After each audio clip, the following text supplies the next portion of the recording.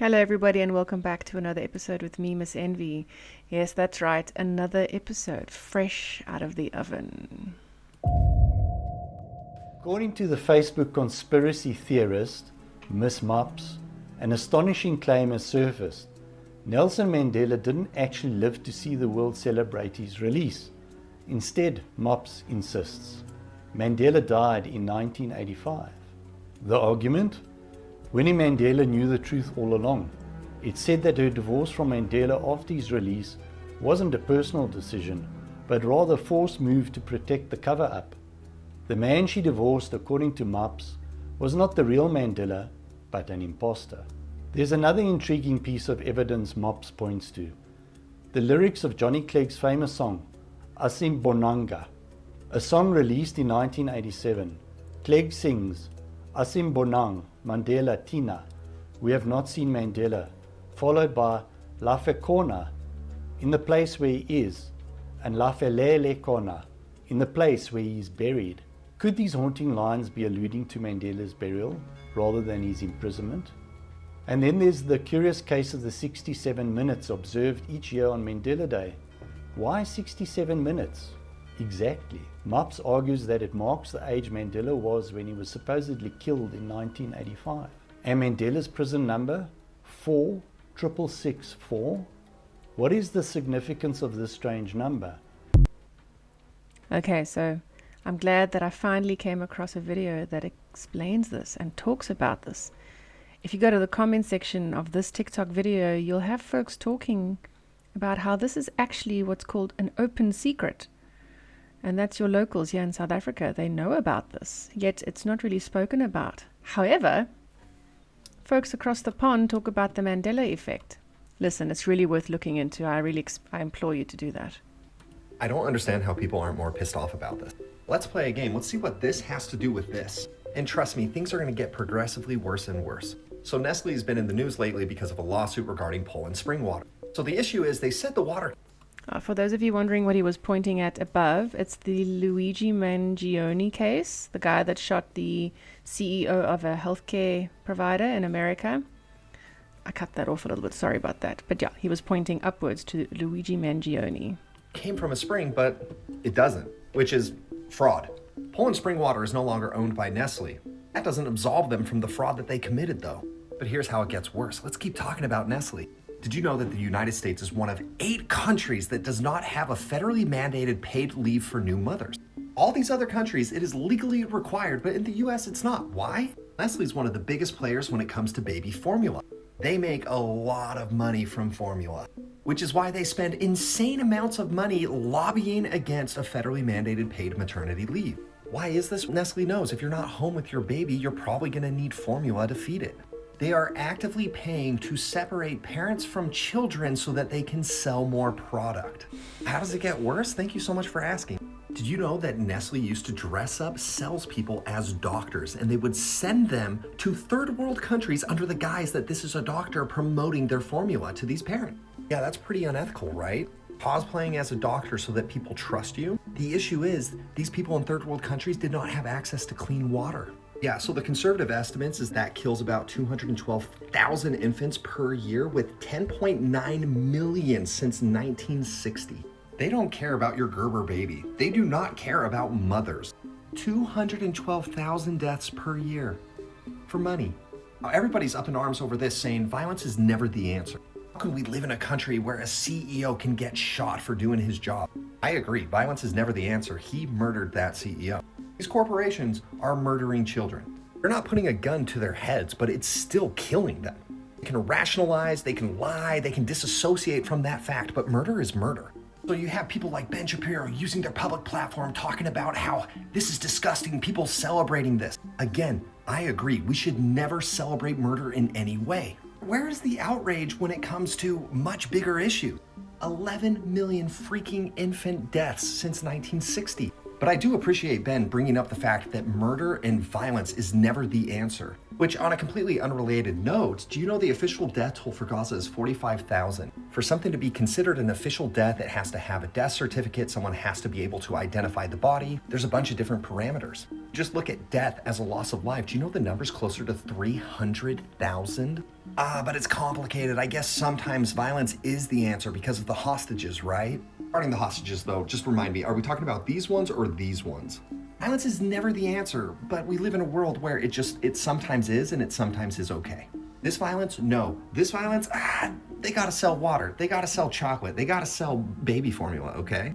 And I bring up chocolate. Oh, did you know that the cacao industry is one of the largest when it comes to slavery and using slave labor? It has literally been proven. It has been proven that Nestle uses slave labor, but it could cost customers more if they didn't. But you know what they say, people need their Kit Kats, people need their chocolate. Again, I want to repeat, murderer? Just a corporation doing their job. We are led by hypocrites and liars. And you keep drinking the Kool-Aid that you can't impact anything. The numbers are on our side. The system fails without you. And you have been conditioned to believe that you cannot change the system, and that's why nothing changes, because you believe that. Please, wake up. The only way we're going to change the system is if we stop buying their products. Stop buying their products. And we take all their power away.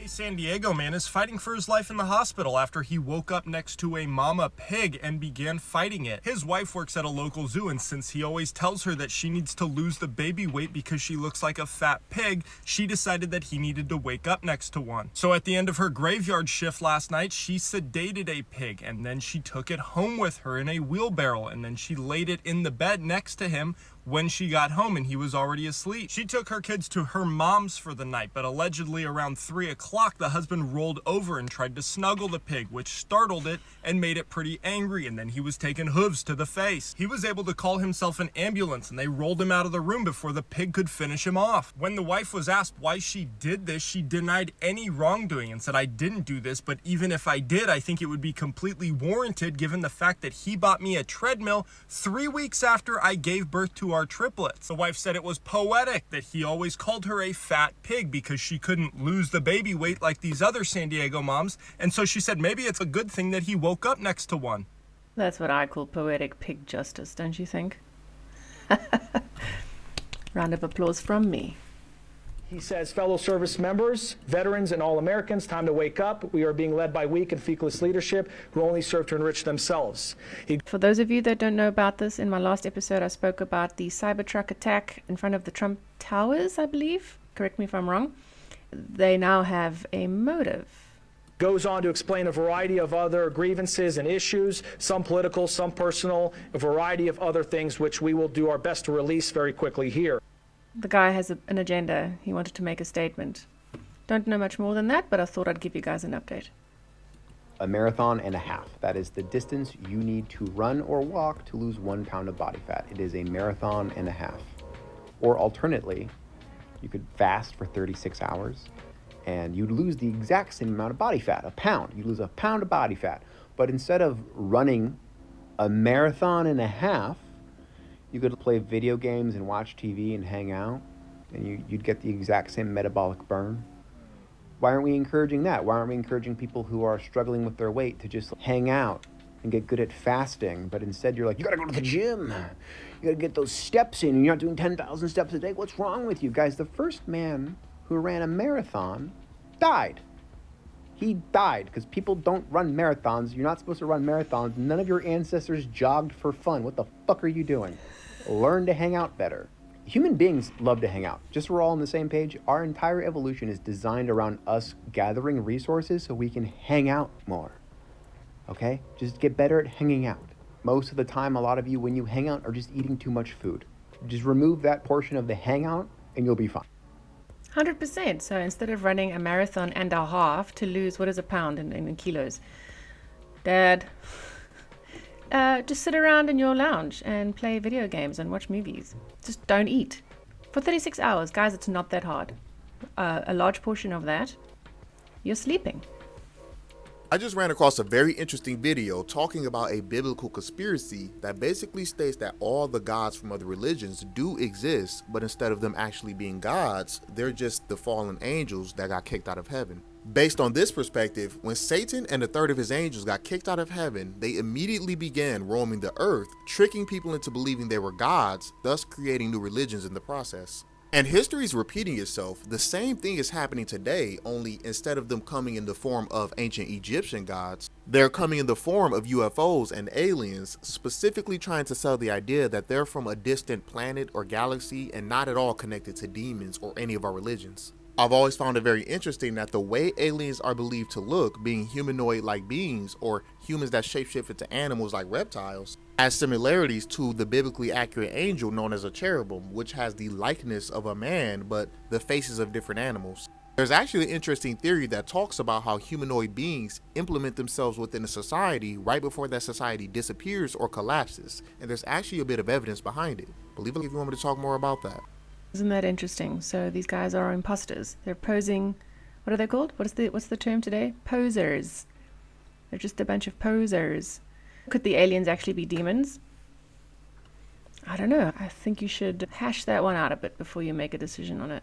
Well, the Amish made the government look a little bit stupid. You know how we've had all those people displaced with hurricanes, and the government basically said, we can't help you, we don't have the resources. The Amish has been down there building houses for people, and in the recent batch of houses that they built 12 houses in less than 48 hours, and they spent a total of $300,000 or $25,000 per house, showing that houses are not that hard to build if you're building a really basic house. So if the Amish could build houses so quickly, why doesn't everybody just do that? And the reason is there's a lot of vested interest in housing going up in value. Think about this: a person who buys their house for $50,000, and because of zoning restrictions now it's worth $500,000 or $800,000, that person's really happy, and they're always going to support zoning restrictions. That whole not in my backyard thing becomes really profitable for them. And of course, banks are really happy because we used to not have a mortgage industry in America because houses were so cheap. Now everybody has to get 30-year mortgages and put 40 to 50% of their income into housing. If you had any doubt about our ability to build affordable housing, just look at what the Amish are doing down in the southern states of America right now. They're awesome people, amazing work that they're doing. I just think that we should replicate that throughout the entire country.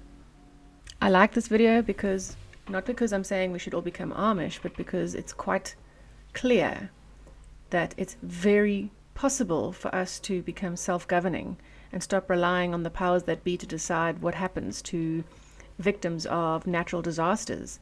There's been a few natural disasters in the States where, I don't know the numbers, so don't quote me. Many houses were washed away, burnt down, and the government keeps going, oh, sorry, can't do anything about it.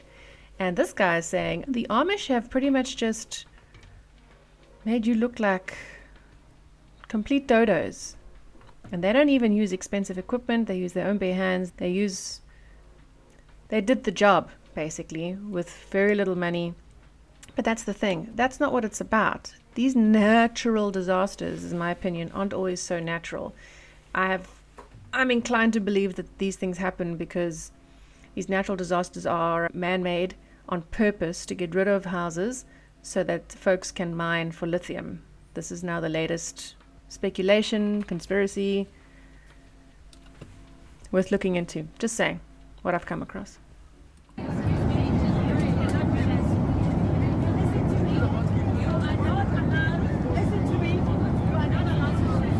Okay, just to give you some context, I'm South African. This is a South African channel, although I speak mostly about American politics, etc., purely because my TikTok algorithm does. This woman on this plane, a African woman, is apparently an SABC host, presenter.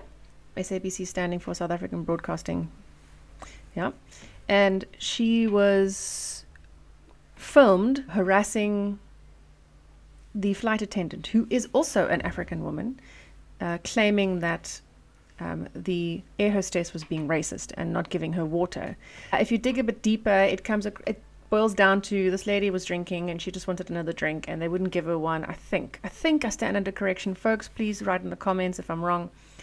The point of this whole story is that her behavior is atrocious. The repercussions are that she's now, by the sounds of it, losing her job with the broadcast SABC. I'm not saying that it's a good thing, and I'm not saying it's a bad thing. What I like about this video is that folks in positions of power are not getting away with things anymore. Because let's face it, we're all capable of doing stupid crap, and we all get into trouble, and we're all held accountable. But when folks have money and they have these perceived positions of power, they get away with these things and they get swept under the rug. So I am purely just putting this out here. It's gone viral. I'm putting it out there because if this had to happen in America, oh heck no. But yeah, just thought, watch the rest of the video, you'll see what I mean. It's poetic justice in my opinion. You cannot do this! I'm fine! What's wrong with you? Do it now. Do it now. Don't do this. It's against the law. Afghanistan. Come and sit down. You have no right to do this. I was a consumer. You have no right to constrain me like I'm a mad person. Fuck off! You have no right to constrain me. Really? I think the FAA, right? CAA has a lot to say about that. Anyway, let's uplift the show a little bit. Check this out.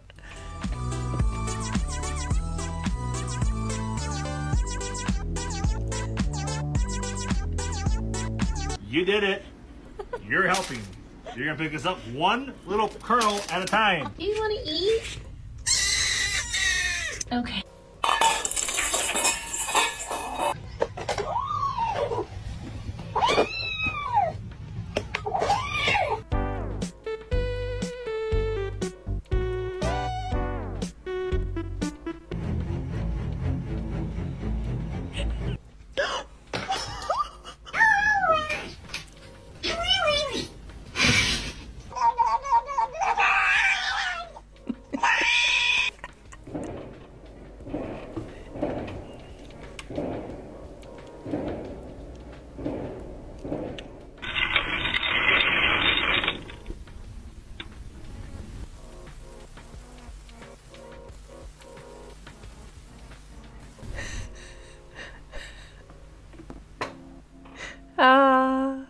Why don't I put more of these on? Okay, I'll make an effort to put more of these on. They put you in such a good mood.